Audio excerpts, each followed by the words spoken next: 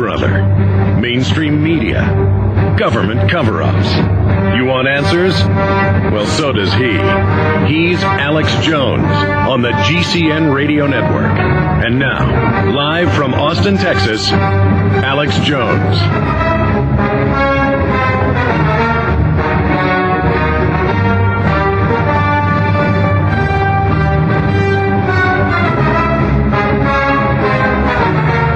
Stocks drop as oil climbs, financial slide, euro shares rise, buoyed by oil and miners, commodities going back up. Continuing, we're going to get into Merrill Lynch getting in trouble for running a bunch of criminal scams. Also, peacekeepers to stay in Georgia. Gates basically threatening Russia. Secretary of Defense Musharraf resigns. We're going to break that down. Georgian President Sheshvili eats his own tie on live TV. It looks like something out of a Charlie Chaplin skit. Starts acting completely nuts, chewing on his tie like a complete mental patient, live on TV. Iran warned not to allow war pretext by Saudi and Egyptian leaders. China to overtake U.S.'s largest manufacturer. This is not our headline at prisonplanet.com.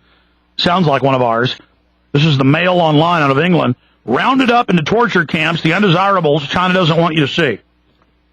Well, we've got one. They torture you. It says with big signs that they're going to be using cattle prods in that giant FEMA camp they've built out in Denver secretly. The police with a secret camp. Yeah, the police, you can really trust them. They got secret camps. Totally criminal. Totally criminal to do that. They're criminals. The government's criminal. It's gone. It's shot. Not green, NBC Beijing outdoor set air-conditioned, outdoors. Oh, see, even those criticizing the fake environmental movement for the global carbon tax only criticize how they're a bunch of hypocrites and have a bad carbon footprint, which only legitimizes all of this bull. TV news ratings and newspaper ratings continue to plunge. Lawmakers take up the battle against the light bulb ban with these highly toxic, deadly light bulbs they want us to put in. I mentioned this last week, but I want to spend more time on it today. Texas school district letting teachers carry guns. That's just some of the news I've got that I'm going to be going over today. But right now, let's go to Warren in Michigan. Warren, you're on the air. Hi, Alex. I thought a caller to your show yesterday made kind of an interesting point. He was saying, suppose we have a revolution and then we've got all these elites left over. What are we going to do with them? And his point was, we should execute them so to be sure they won't keep oppressing us. The point I wanted to make was the ancient Greeks had solved that problem. They had a practice known as ostracism, and I never hear the ostracism. Yeah, that's the old thing. Put them on a deserted island. Yeah, and candidates for ostracism didn't necessarily commit any crimes. They were just people that had too much influence.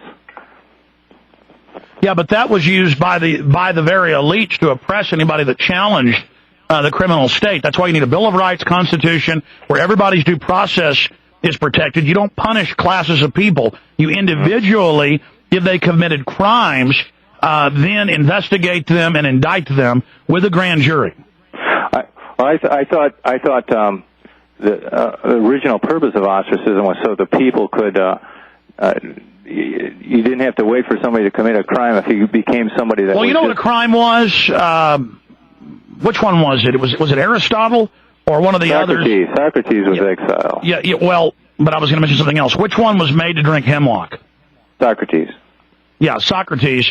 And then there was another one they threw off a cliff. One of them was trying to teach the young to question the government and question the elites. They made him kill himself.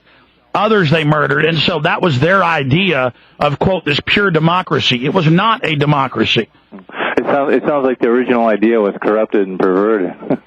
Well, that's it. That's why our system is not perfect, but it's the best ever devised. Our republic hasn't failed. We have failed it. But you don't ever want to say, we are going to punish the landed class, because the elites are normally the authors of that, and they will direct a mob led by one of their front men to actually go steal from the middle class, because the poor think that anybody who's got $5 more than them is the elite. Mm-hmm. I mean, poor people think somebody in a Cadillac with bling. That's what bling's all about, just the mindlessness of, my gosh, he's got some gold around his neck. He's rich. No, really rich people hide it. They're secretive about it. They're low-key. Well, I think if David Rockefeller was up for ostracism, I think I'd vote in favor of it, wouldn't you? Yeah, but see, you don't want to start voting people out of the country. You want to investigate David Rockefeller for his crimes, which are legion.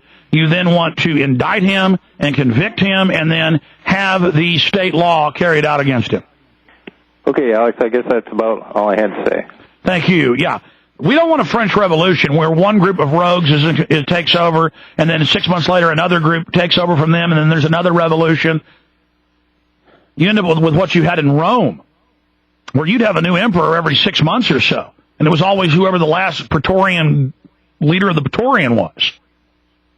I mean, that's how third world nations are in Asia and Latin America. You know, the president's always just some general who took over. And then, he gets killed in a few years and there's some new guy. The middle class has to get together, go in and take over the government, set up checks and balances to lower the size of government, make it very small, and only big enough to keep tyrants from coming to power. Limited, tied down, and then we have to be armed, aggressive, build up our individual organizations against tyranny, and then you become a land of milk and honey like the United States or Switzerland.